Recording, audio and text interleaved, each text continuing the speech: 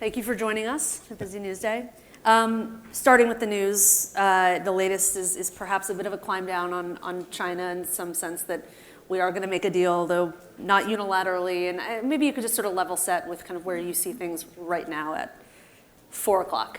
Sure. So first of all, thank you very much for having me. It's a real pleasure to be here, and thank you to all of you for coming to listen. I think that, look, the president has said a number of times last week, earlier this week, the week before last, that he thinks we're going to do a deal with China. And I think the president has been very clear from day one about what he wanted to do and what he wanted to achieve, and he's been one by one fulfilling his goals and fulfilling his promises. So I'm optimistic that we will have a deal with China, and I'm optimistic that we will be able to take the temperature down a bit and provide both economies and the world breathing space. And I think that would be very healthy for our economy, for their economy, and for the global economy.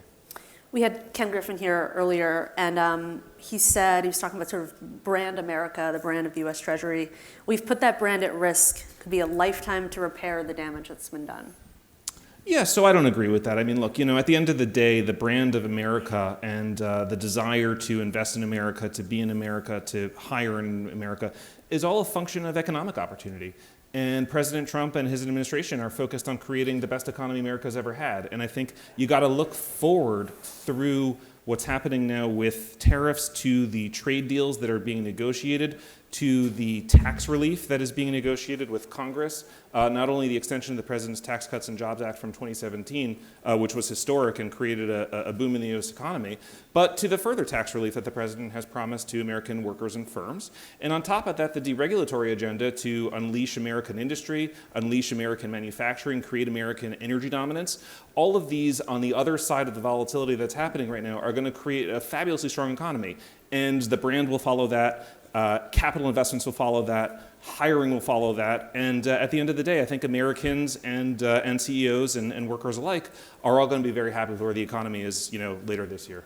I want maybe to put a finer point in that. There's been a lot of short-term pain for long-term gain, and I wonder if you can maybe try to quantify a little bit how short-term, how painful. Like, what is the window that you are asking America to get through to some golden age on the other side? Yeah, so there's a lot of rebalancing happening, right? And so from the very start of the administration, a number of sort of economic policy principles, including myself, have been emphasizing that the economy under the Biden administration was driven primarily by government spending. And so if you look at job creation in the second half of the Biden administration, 23-24, after COVID is done, 73% of all jobs created were in government or government-adjacent sectors like education, healthcare, social assistance that survive largely with subsidization in one way or another from the government. And that was well over the 30%-ish number for those sectors in the Trump administration. So we've got to rebalance the economy away from government-driven economic growth to private sector economic growth.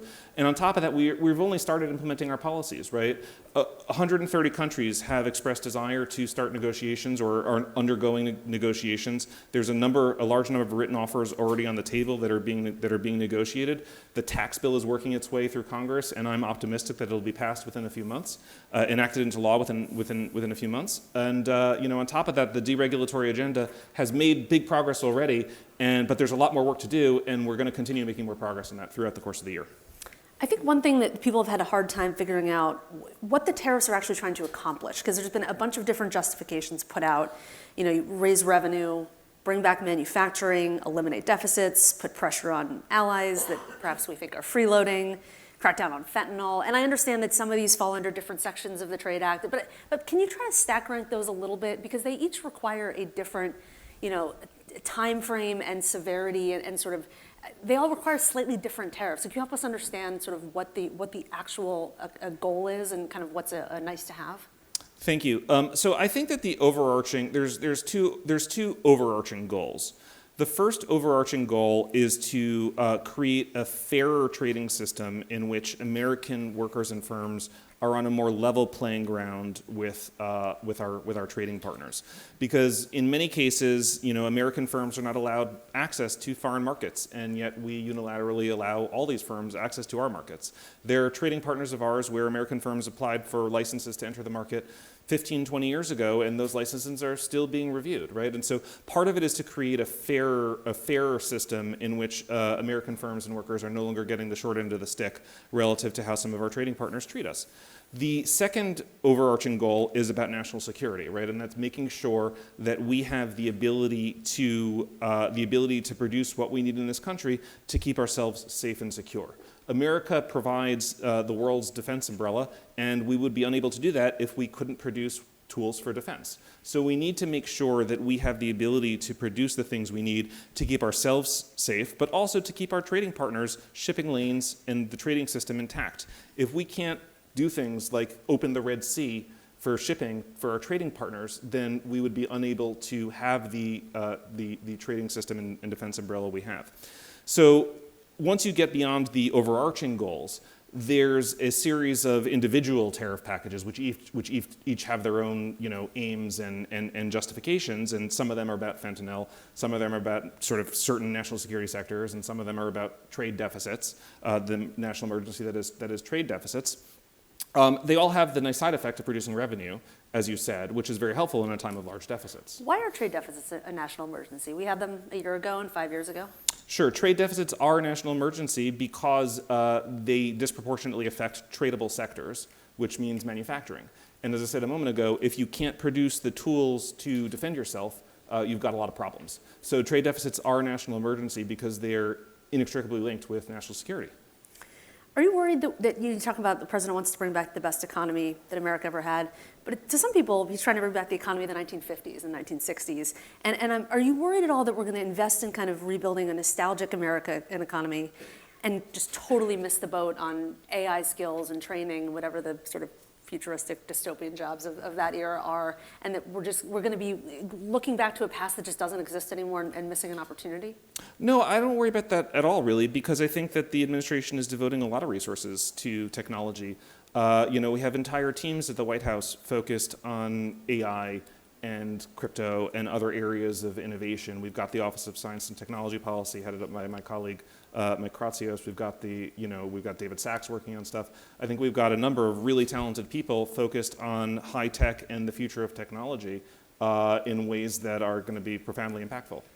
But you've got China trying to get out of being the world's factory, and they're going to produce 2 or 3 times as many PhDs in STEM this year as we are. They don't want to be the world's factory. They want to be the world's brain. And we have this huge, you're talking about a trade deficit in goods, but we have a huge trade surplus in services. We provide all kinds of high margin, white collar services to the world. And I think there's some people confused about why would we want to go back to being a factory floor? Thanks. So first of all, I think that the way you just characterize China's behavior is not super consistent with what they've done. In recent years, they've doubled down on manufacturing and on exporting their excess capacity and creating ever more excess capacity to export their goods to the rest of the world. So they may say that, but they are exporting a lot. But as I said a moment ago, I think national security plays a major role in thinking about trade. It certainly it's upstream of economics, which is something that I think most economists don't sufficiently appreciate, that you can't create an economy if you don't have a country with national security that can protect the institutions that make an economy possible. And while it's great to export services, and I'm all for creating maintaining our profoundly dynamic and world-class and top-of-the-world services industry and growing it even further, and in no way would I downweight its contribution to America. It's fabulous that we do lead the world in services, and we will continue doing so. But when you think about trade, if it's linked to national security, that's ultimately going to be about manufacturing, which means it's going to be about goods. And so services are critically important, but goods are critically important too.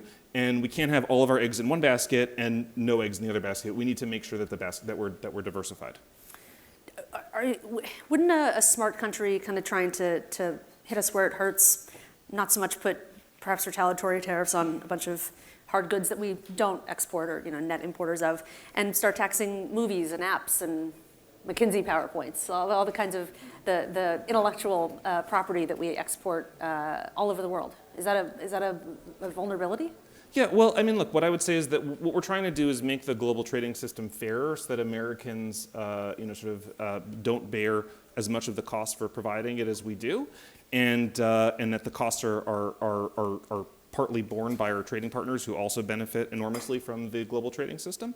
And retaliation sort of goes against the spirit of trying to make it fairer. We provide disproportionately for the world, and so we should try and improve the distribution of those costs, not exacerbate them. So, I would view that as unproductive towards the goal of reaching the trade negotiations, which will allow the global economy to really flourish.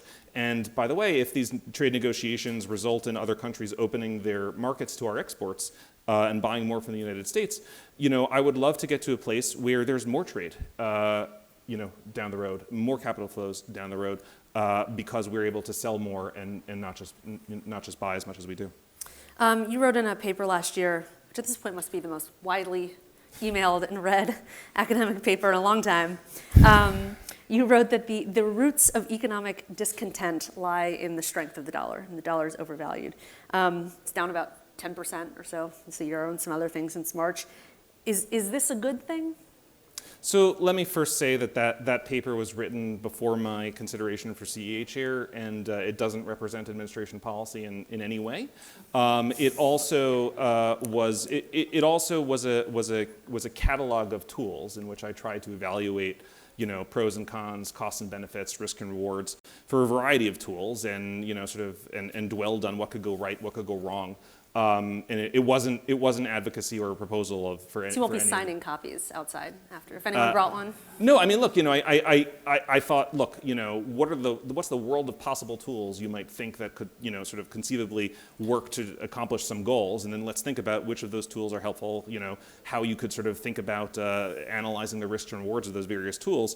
But in doing so, it wasn't, a proposal or anything any more than somebody writing an economics textbook about the, where they write a section about the minimum wage and say, oh, well, it's got some goods, it got some bads. Doesn't mean they're advocating the minimum wage. So, and I know policy and the level of the dollar is not your remit, but Treasury Secretary Scott Bessent today, I think, said something like, "There's more to a strong dollar than the exchange rate." What does he mean by that? Yeah, so obviously, as you point out, the dollar is the purview of the Treasury Secretary and the President, and so it's not appropriate for me to comment on levels of the dollar or anything like that. But being the reserve currency does afford the United States some fabulous benefits. We borrow more cheaply. We face less denomination risk because our imports are denominated in dollars. We can express our national security will through the payment system, and all of those are profoundly important benefits. And dollar dominance helps reinforce military dominance, which helps us protect the global trading system. Time we have left. Let's talk about one piece of the Republican agenda or the Trump agenda that people expected and have not gotten a lot of is deregulation. And we had the FTC chair earlier on talking about antitrust, and most of what he said, I think, you could have heard out of Lena Khan or any other Biden appointee. So what's the priority? What's the message to the business community if they said, wait, I don't think I got what I expected here? Look, I think deregulation is of paramount importance, and I think economists dramatically underappreciate it because it's difficult to study. It's not quantitative. A tax rate is quantitative, an interest rate is quantitative. If you're a firm, you can face thousands of regulations, and they can compound and vary based on what you do, how big your company is, how old your company is, what jurisdiction you're in, how cozy you are with your local regulator in order to get regulations more laxly enforced. And all this is very difficult for economists to study, so they don't study it. But it determines the supply side of the economy, which is another way of saying it determines long-run potential GDP growth. I think that the deregulation that we're going to accomplish in this administration is going to be worth 30 to 90 basis points of GDP growth, of potential GDP growth, of disinflationary GDP growth, because it pushes the supply side of the economy out in order to accommodate increased demand over the course of the next decade. And if you look at the deregulation that the Trump administration has already accomplished in its first 100 days, preventing certain Biden administration regulations from taking place, particularly around transportation, as well as peeling back a number of, but overwhelmingly the benefits come from peeling back Biden-era transportation regulations that's happened so far. It'll save an American family of four $1,100 a year over the next decade. Because deregulation makes it easier to produce. And when you think about the long run, right, what we want is companies to build factories here, we want them to build firms here, we want them to open businesses, we want them to hire, and that means we need to get government out of the way and stop the permitting process from taking 7-9 years, even more, to break ground to do something. We want people who have an idea, who want to invest, who want to create value in the American economy, to just be able to do it. And if we can do that and we can get them out of the way, we're going to create an enormously flourishing economy. And I think that's one of the most important things. It's interesting, though, most of the talk right now about supply side economics and deregulation is coming out of Democrats. It's a big abundance agenda that has really caught on kind of in the pro-building progressive left. And I don't know, is this an opportunity because it's bipartisan, or is the White House seemingly focused on tariffs and other things just going to lose this issue? Oh, no, we haven't lost it at all. I think, we've been barreling full steam ahead on taxes and deregulation this entire time. And, I do like to point out that imports are only 14% of the economy. So all this tariff stuff really is affecting a very small part of the economy, whereas the tax relief and deregulation is going to affect the entire 86% of the rest of the economy. And so therefore is arguably, even more powerful. But we've been barreling ahead on this stuff. And I think it's been, people talking about it that have disproportionately focused on tariffs. There's potentially a variety of reasons why, but we have been full steam ahead on dereg and tax relief, and that's going to bear fruit for American workers and firms. Most of the president's tweets are about tariffs. Maybe that's why. I mean, he's directed a national conversation towards this. Well, the conversation always goes two ways, and other people talk about something, and he very often responds. So. Very briefly, the tax bill that's going to come down. What do you expect to be in it? So the president has promised, so first of all, we will extend the president's historic tax cuts from 2017. The first Trump economic boom was powered in large part by tax cuts, and the second Trump economic boom will also be powered in large part by tax cuts. But there will also be the further tax relief that the president promised on the campaign trail. Things like no tax on overtime or Social Security or tips, further tax relief to incentivize American firms to invest in America.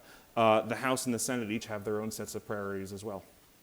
All right. Listen, thank you so much for joining us. Thank you for having me.